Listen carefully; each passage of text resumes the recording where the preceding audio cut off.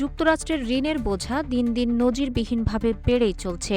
চলতি অর্থবছরের শুরু থেকেই মার্কিন অর্থ বিভাগ যে হারে ঋণ নিচ্ছে তাতে গভীর সংকটের আভাস পাওয়া যাচ্ছে। ইরানের বিরুদ্ধে যুদ্ধ শুরুর মাত্র কয়েক সপ্তাহের মধ্যে যুক্তরাষ্ট্রের জাতীয় ঋণ $৩৯ ট্রিলিয়ন ছাড়িয়েছে। খুব অল্প সময়ের মধ্যে ঋণের এ দ্রুত বৃদ্ধি ট্রাম্প প্রশাসনের জন্য বড় চ্যালেঞ্জ হয়ে দাঁড়িয়েছে। কংগ্রেশনাল বাজেট অফিসের সিবিও এর সর্বশেষ প্রতিবেদন অনুযায়ী চলতি অর্থবছরের প্রথম ৫ মাসেই দেশটির কেন্দ্রীয় সরকারের বাজেট ঘাটতি আরও $১ ট্রিলিয়ন বেড়েছে। বিশ্লেষকরা সতর্ক করে বলেছেন, প্রেসিডেন্ট ডোনাল্ড ট্রাম্পের নীতির কারণে আগামী এক দশকের মধ্যে যুক্তরাষ্ট্রের জাতীয় ঋণ $৬৪ ট্রিলিয়ন পৌঁছাতে পারে। যুক্তরাষ্ট্রের কেন্দ্রীয় সরকার গত ৫ মাস ধরে প্রতি সপ্তাহে গড়ে $৫,০০০ কোটি করে ঋণ নিয়েছে। সিবিওর বাজেট পর্যালোচনায় দেখা গেছে, শুধু ফেব্রুয়ারিতেই মার্কিন সরকার $৩০৮ বিলিয়ন ঋণ নিয়েছে। এই ঋণ বৃদ্ধির পেছনে যুদ্ধের ব্যয়, কর কমানো, প্রতিরক্ষা বাজেট বৃদ্ধি এবং অভিবাসন নিয়ন্ত্রণে বাড়তি খরচ সব মিলিয়ে প্রশাসনের নীতিগত অগ্রাধিকারের সংঘাত স্পষ্ট হয়ে উঠেছে। যদিও প্রেসিডেন্ট ট্রাম্প তার নির্বাচনী প্রচারণায় ঋণ কমানোর প্রতিশ্রুতি দিয়েছিলেন।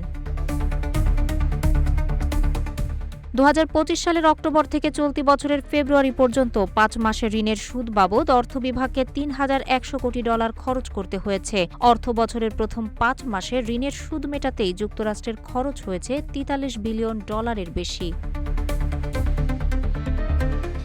হোয়াইট হাউসের ন্যাশনাল ইকোনমিক কাউন্সিলের পরিচালক কেভিন হ্যাসেট সপ্তাহ দুয়েক আগেই জানিয়েছিলেন, ইরানে হামলা শুরুর পর ইতিমধ্যে $১২ বিলিয়ন বেশি ব্যয় হয়েছে।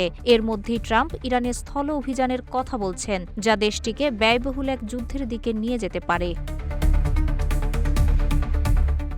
এ নজিরবিহীন ঋণ সরাসরি সাধারণ মানুষের উপর প্রভাব ফেলছে। বাড়ছে গৃহঋণ ও গাড়ির ঋণের সুদ, কমছে বিনিয়োগ সক্ষমতা, একই সঙ্গে পণ্য ও সেবার দামও বাড়ার আশঙ্কা রয়েছে। অর্থনৈতিক বিশ্লেষকরা বলছেন, দীর্ঘমেয়াদে ঋণ ও সুদ পরিশোধের চাপ যুক্তরাষ্ট্রকে কঠিন আর্থিক সিদ্ধান্তে ঠেলে দিতে পারে।